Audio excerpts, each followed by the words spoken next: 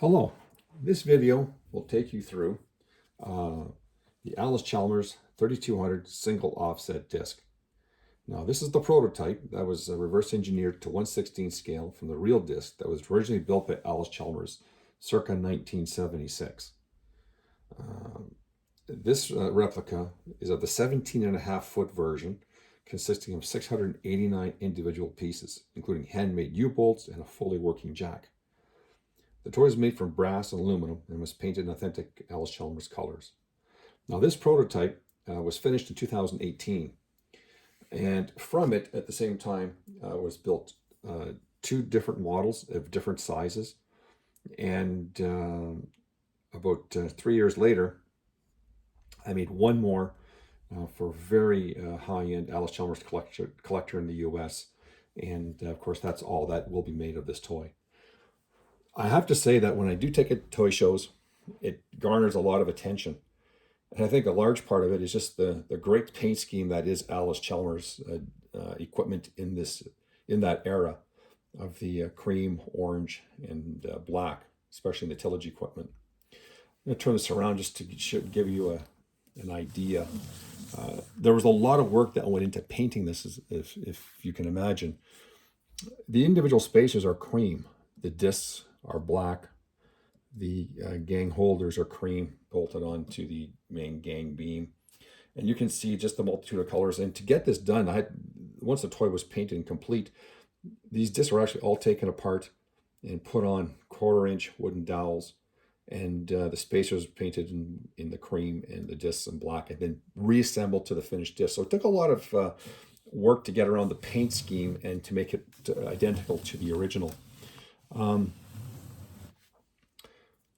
With this, of course, here's the jack up front. Now, when I build a prototype, I usually put a slow sign on it, a slow moving vehicle sign on it, usually in the back, to differentiate it from the regular ones that I build, which are all signed and numbered. And this particular model didn't allow for that. It was a big, heavy disc for its time, and usually I just put them about there, but again, that wasn't done. It's fully working. This handle moves and adjusts the rock shaft running gear, as well as over in here. I can just maybe turn it a bit more so you can see better. So you can see how that this is all threaded and works. And here's your locking bar that goes into this main pin that was welded onto the frame. I will, the best way to show you to lower and raise the disc goes something like so. You can see it come down and bring the wing back up again, like so.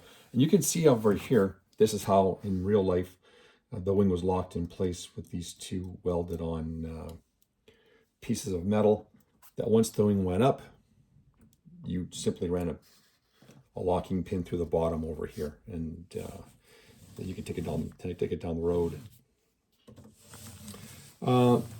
There is a U-joint that was put in place over here, and you can see the multitude of different sized U-bolts that went into this, and different colored ones. I mean, you have your white ones up here, which are wide to hold the gangs to the beam, and then hold the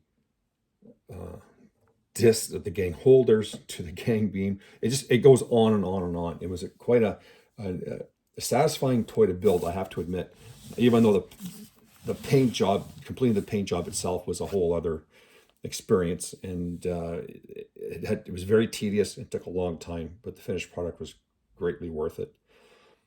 Even the decals here on the side, I had to custom build using about 5 or 6 other decals, including a white background, a black background, white lettering, a logo, and black Allis Chalmers lettering here against the white background, because nothing at the aftermarket toy decal sellers had anything like this. So that was also custom made. I do my own pistons, as you can see over here and in here, and the jacket I've spoken of is over in here. Again, a really interesting toy, and it gets a lot of attention at different toy shows. And it's big enough and awkward enough. I have a turntable I would normally have, so you can see it can move around on you as I go, but it just wouldn't quite work and fit as I'd like to. So I'm kind of doing this by hand. So I do apologize if I do go offside on you on occasion, or if it kind of just comes away from the screen.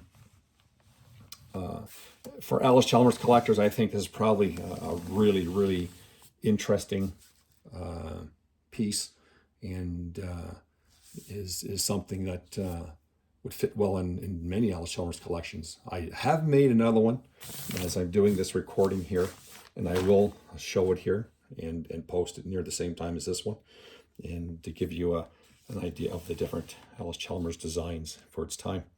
I hope you enjoyed this video, and until next time.